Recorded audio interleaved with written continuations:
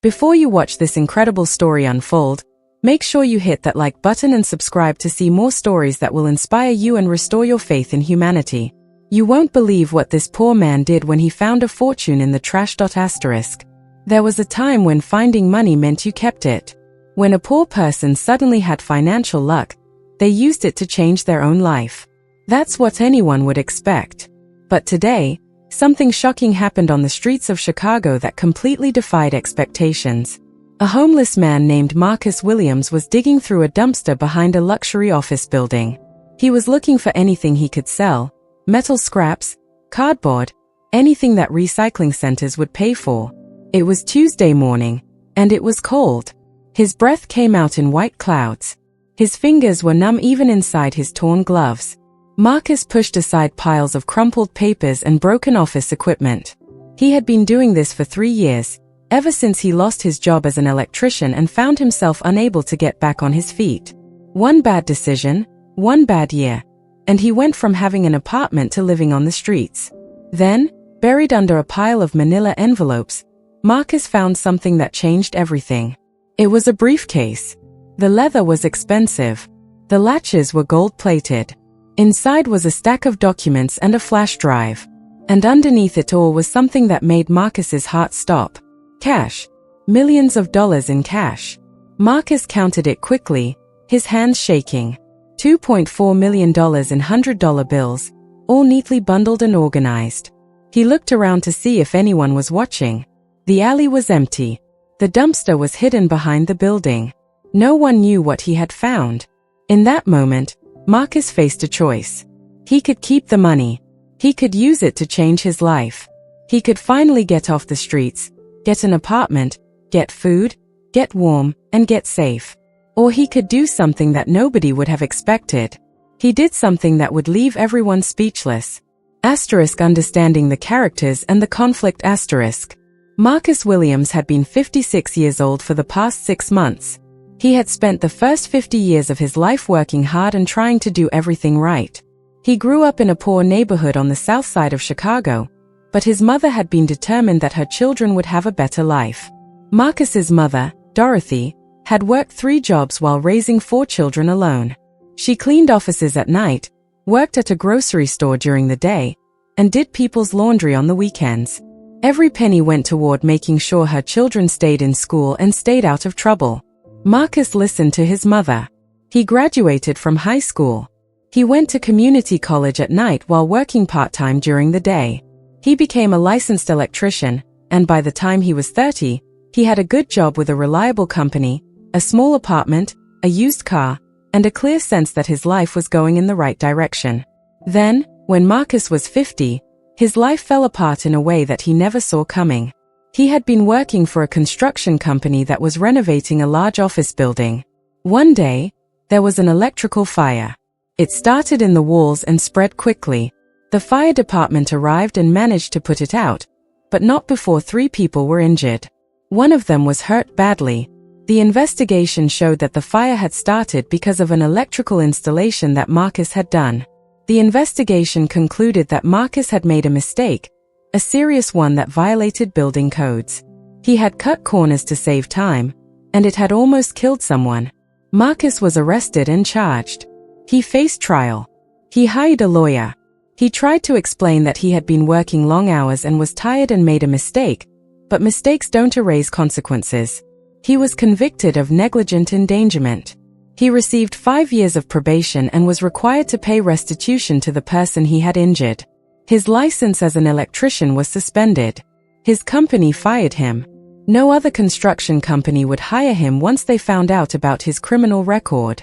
Marcus tried to find other work, but the conviction made it almost impossible. He applied to hundreds of jobs and was rejected hundreds of times. Eventually, he was evicted from his apartment because he couldn't pay the rent. His mother was still alive then, but she was too old and too poor to help him much. She had worked her whole life and had almost nothing saved.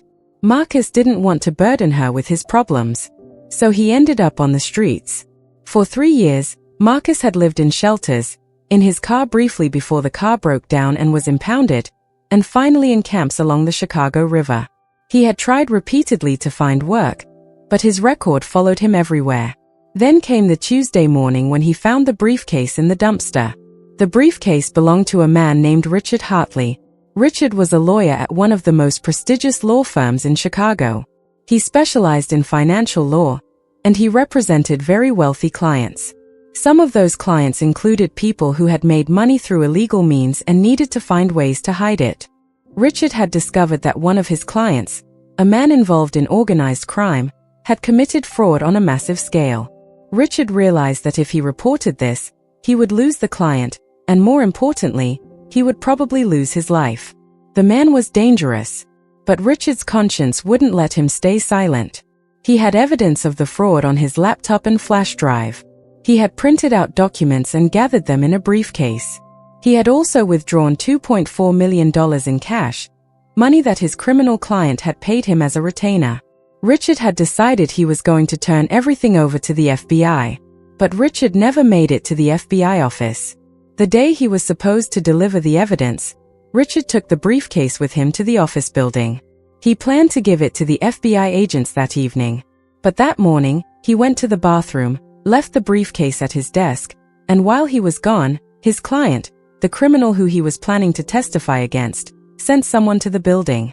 That someone broke into Richard's office, took the briefcase, and ran. They threw it in a dumpster 3 blocks away because they thought it was just a case full of papers and documents. They didn't realize the cash was there. Richard came back to find his office broken into and the briefcase missing. He knew exactly what had happened. He knew he was in danger. He knew that his criminal client would kill him if he went to the FBI. He knew he had to disappear. Richard Hartley went into hiding. He used cash to pay for a motel room in a small town 2 hours outside of Chicago. He stayed there for 3 days, trying to figure out what to do. Meanwhile, Marcus Williams found the briefcase. Marcus opened the flash drive on a laptop he borrowed from a shelter. He read through the documents quickly. He understood enough to know that these were documents about a crime. He didn't understand all the legal details, but he understood that a lawyer had discovered someone doing something very wrong. Marcus thought about his own life. He thought about how one mistake, one bad decision when he was tired, had destroyed everything for him. He had hurt someone, and he had paid a price for that. He believed in consequences for actions. He also thought about his mother. Dorothy had always taught her children that doing the right thing was more important than getting ahead in life. She had lived that principle every day of her life. Marcus made his decision. He went to a public library and found the number for the FBI. He called and said he had information about a crime. The FBI agent on the phone didn't take him seriously at first. A homeless man calling with a tip about a crime didn't sound reliable. But Marcus kept talking, and finally the agent said they would send someone to meet him. Marcus took the briefcase to a coffee shop and waited. 20 minutes later, 2 FBI agents arrived. Marcus showed them the briefcase. He showed them the documents. He showed them the flash drive. He explained where he had found everything. The FBI agents were stunned. They had actually been looking for Richard Hartley. They knew he was involved with the criminal case. They had been trying to locate him for 3 days. They had assumed the evidence had been destroyed or lost. "Did you look at the cash?" one of the agents asked. "Yes," Marcus said. "And you didn't keep any of it?" "No," Marcus said. "It's not my money. Whoever owns it, they deserve to get it back. Or it should go to the government. But I couldn't keep it." The agents looked at each other in disbelief. The deep conflict and relatable problems. The FBI agents took Marcus's full statement. They asked him questions about where he lived, about how he had found the briefcase, about whether he knew anything else that could help them. One of the agents, a woman named Detective Sarah Lopez, kept looking at Marcus with something like confusion. She had worked in law enforcement for 20 years. She had seen people do terrible things for money. She had seen greed destroy lives. But she rarely saw someone do the right thing when the right thing came at a personal cost. "Can I ask you something?" Detective Lopez said. "That money, $2.4 million. Do you have any idea what that would mean to someone in your situation?" "I know," Marcus said quietly. "It would mean I could stop living on the street. It would mean I could get warm and get safe and get food. I know what it would mean. So why didn't you keep it? Detective Lopez asked. Marcus took a long time to answer. He looked down at his hands that were cracked and scarred and showed the wear of 3 years of living on the street. Because my mother raised me better than that, Marcus said finally. She taught me that our character is the one thing we own completely. Everything else can be taken away. Your money can be stolen. Your job can be lost. Your home can be taken. Your health can fail. But your character, if you take care of that, nobody can take it away from you. I've already lost so much in my life. I wasn't going to lose my character too. Detective Lopez nodded slowly. She made a note in her file. The FBI took custody of the cash and the documents. They thanked Marcus for his help, but they didn't tell him what would happen next. Over the next few weeks, Marcus went back to living on the streets. He went back to digging through dumpsters looking for recyclables. He went back to standing in line at the shelter for dinner. He went back to sleeping in a parking lot when the shelter was full. But something had changed in his circumstances, even if he didn't know it yet. The documents that Marcus had found were exactly what the FBI needed. Combined with other evidence they had gathered, they proved that the criminal organization had committed fraud on a massive scale, over $50 million in fraudulent transactions. The FBI arrested the criminal. They arrested everyone involved in the organization. And they searched for Richard Hartley, the lawyer. It took them 2 weeks, but they found him in the small motel town. When they showed up at his door, Richard was terrified. He thought they had come to arrest him or worse. But Detective Lopez assured him that he wasn't in trouble. We found the briefcase, she told him. A homeless man found it in the dumpster and brought it to us. He didn't keep the money. He didn't try to profit from the documents. He just did the right thing. Richard was stunned. Who found it? A man named Marcus Williams, Detective Lopez said. Richard felt tears in his eyes. In that moment, facing the destruction of his career and his life because of the crimes he was trying to expose, he learned that there were still good people in the world. He learned that someone with nothing had chosen to do the right thing. The FBI worked with Richard to present the case against the criminal organization. Richard agreed to testify. He agreed to admit that he had been helping criminals hide money. He agreed to face the consequences of his own actions. In return, the FBI granted him immunity from prosecution on some of the charges and recommended leniency on others. Richard's law license was suspended, but he was not sent to prison. He agreed to cooperate fully with the investigation. The criminal organization was prosecuted. The main criminal was sentenced to 15 years in prison. $2.4 million in cash was seized. $50 million in fraudulent transactions were recovered and returned to the people who had been defrauded. And then something unexpected happened. The city of Chicago, which had recovered money from the fraud, decided to do something special. They created a reward fund for people who helped them recover stolen money and stop crime. The reward was substantial, $250,000 to Marcus Williams for finding and reporting the evidence that led to the largest fraud prosecution in the state in 5 years. Detective Lopez went to find Marcus to tell him the news. She found him at the shelter, waiting in line for dinner. Marcus Williams, she asked. Yes, Marcus said, assuming she was there to talk to him about the case again. I have something for you, Detective Lopez said. She handed him an envelope. Inside was a check for $250,000 and a letter from the city thanking him for his courage and integrity. Marcus stared at the check in disbelief. $250,000. It wasn't $2.4 million, but it was still more money than Marcus had seen in his entire life. I don't understand, Marcus said. Why are you giving me this? Because you found evidence that led to the prosecution of major criminals and the recovery of $50 million in stolen money, Detective Lopez said. And you could have kept the original $2.4 million. But you didn't. You did the right thing. The city is honoring that. Marcus started to cry. He held the check in his shaking hands and cried like he hadn't cried since his mother died. Asterisk the moment of justice and transformation asterisk. With $250,000, Marcus's life transformed completely.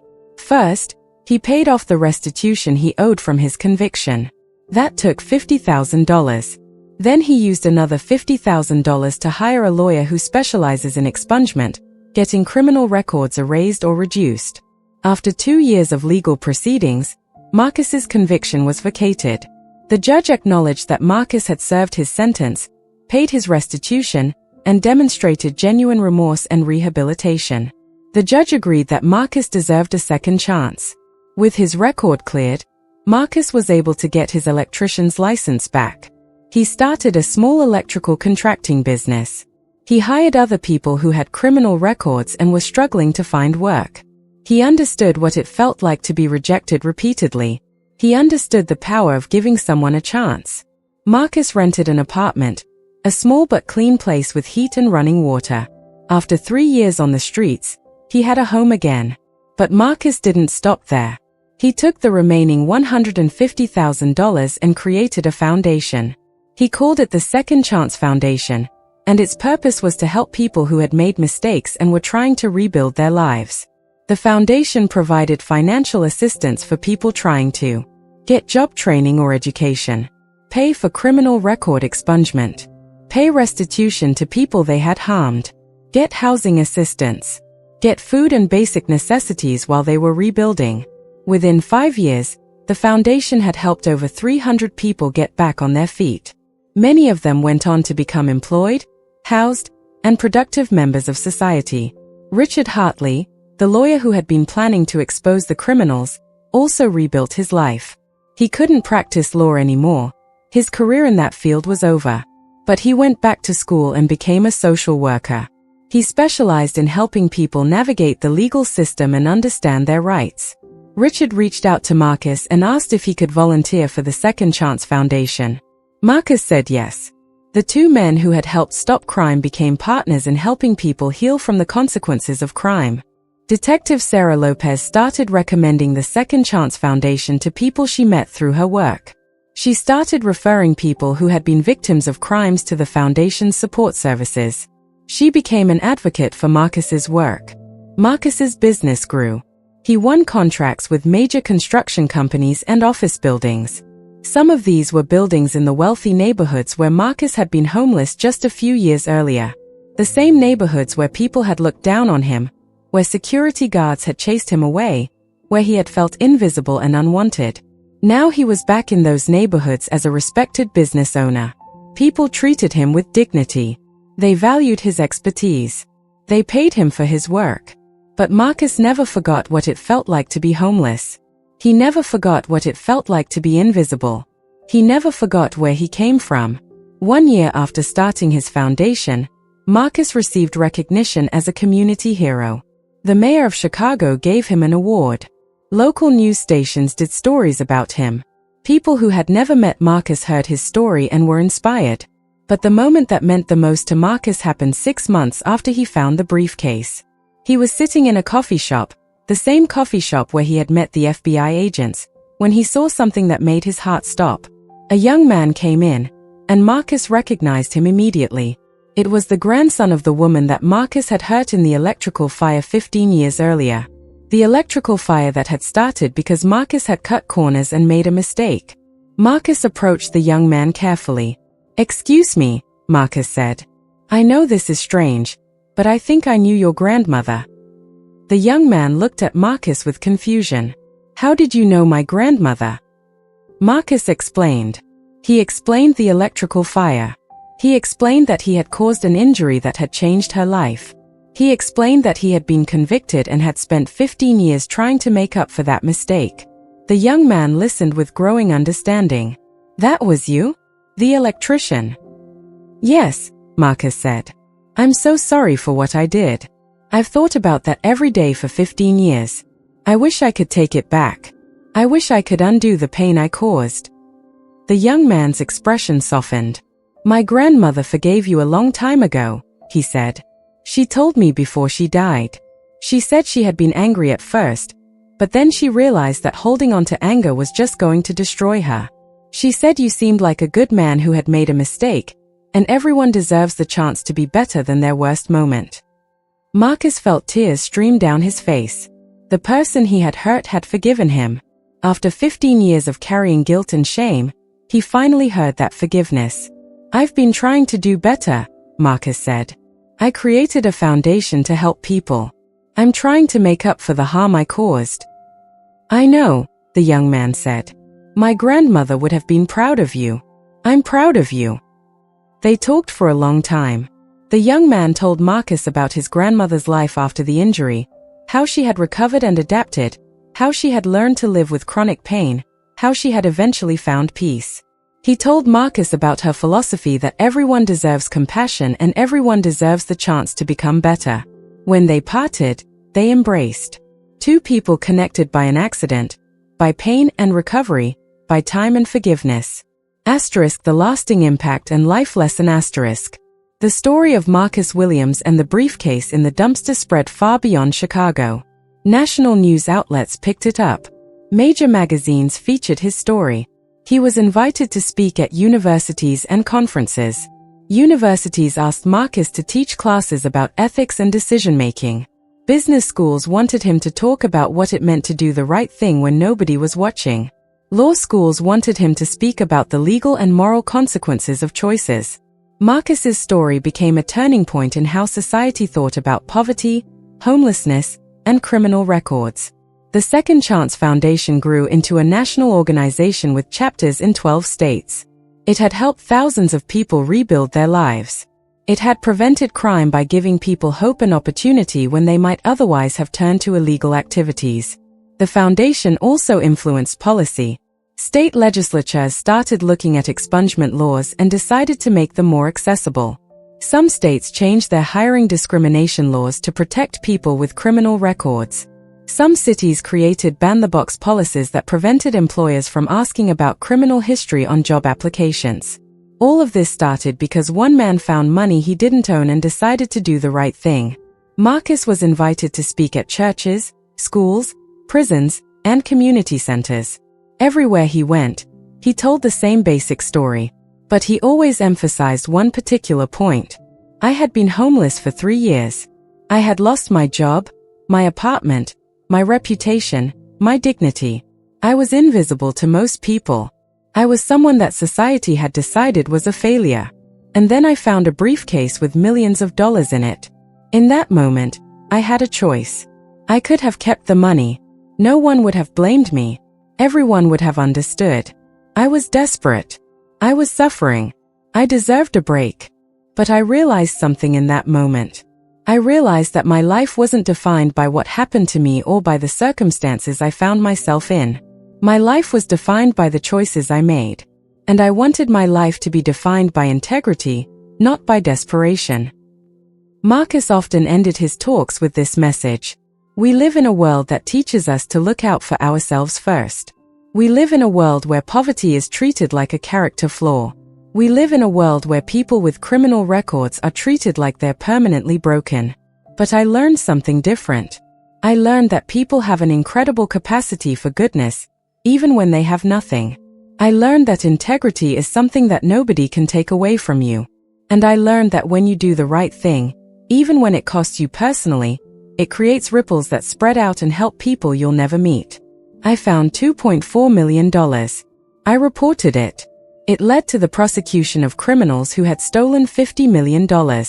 It led to the recovery of money for people who had been defrauded. It led to the creation of a foundation that has helped thousands of people. And it led to changes in laws that will help millions of people. All because I chose to do the right thing when nobody was watching. The most powerful tribute to Marcus's character came from an unexpected source. 5 years after finding the briefcase, Marcus received a letter from the United States Attorney General. The letter acknowledged his role in one of the largest fraud prosecutions in recent history. It praised his integrity and his courage. And it announced that Marcus had been selected to receive the Presidential Medal of Freedom, one of the highest civilian honors in the United States. The award ceremony took place in Washington, D.C. Marcus stood in the White House as the president placed the medal around his neck and shook his hand. "You remind us," the president said, "that character is not defined by circumstances. You remind us that integrity is more valuable than money. You remind us that one person's choice to do the right thing can inspire millions." When Marcus returned to Chicago, He used the increased recognition to expand the Second Chance Foundation even further. He opened a headquarters building that also served as a job training center and community gathering space. He hired counselors and job coaches and legal advisors. But most importantly, Marcus never forgot where he came from. He would sometimes walk down to the river where he used to sleep. He would sit on the bench and remember what it felt like to be homeless, to be invisible, to feel like life was over. And then he would remember the moment he found the briefcase. He would remember the choice he made. And he would smile, knowing that that one choice had changed everything. The lesson from Marcus's story is clear. Integrity is not about being rich or famous or successful. Integrity is about doing the right thing, even when it costs you personally. It's about treating other people with dignity and respect. It's about believing that every person deserves a second chance. Marcus also learned something else that changed how he lived. When I was poor, I thought money would solve my problems. When I was homeless, I thought having a home would make me happy. But the thing that actually changed my life wasn't the money or the home. It was discovering that I still had my integrity. I still had my character. I still had the ability to do the right thing. That was worth more than any amount of money. 10 years after finding the briefcase, Marcus was asked by a journalist how he would describe his life. I went from having everything and losing it all, to having nothing and finding everything, Marcus said. I lost my career. I lost my home. I lost my reputation. But in the process, I found my character. I found my purpose. I found that I could make a difference. And I found that people are capable of extraordinary goodness when they choose to be. The briefcase in the dumpster wasn't the best thing that ever happened to me. The best thing that ever happened to me was the choice I made when I found it. That choice gave me my life back. That choice gave me purpose. That choice changed everything. # loudspeaker final call to action. If this story moved you, please like and subscribe to see more stories about real people doing extraordinary things. Stories about integrity, second chances, and the power of one person's choice to change the world. Comment below and tell us, have you ever faced a moment where you had to choose between what was easy and what was right? Have you ever been given a second chance? Have you ever helped someone get back on their feet? We'd love to hear your stories. The real moral of this story is profound. Your character is the one thing that nobody can take away from you. In a world that teaches us to prioritize money and success above all else, remember that integrity is more valuable than any amount of wealth. And remember that when you do the right thing, even when nobody is watching, you create ripples that spread out and change the world in ways you might never fully understand. If you know someone who deserves a second chance, share this story with them. Let them know that their past doesn't define their future. Let them know that people can change. Because in the end, that's what this story is really about, the incredible power of second chances and the strength of the human spirit to do the right thing.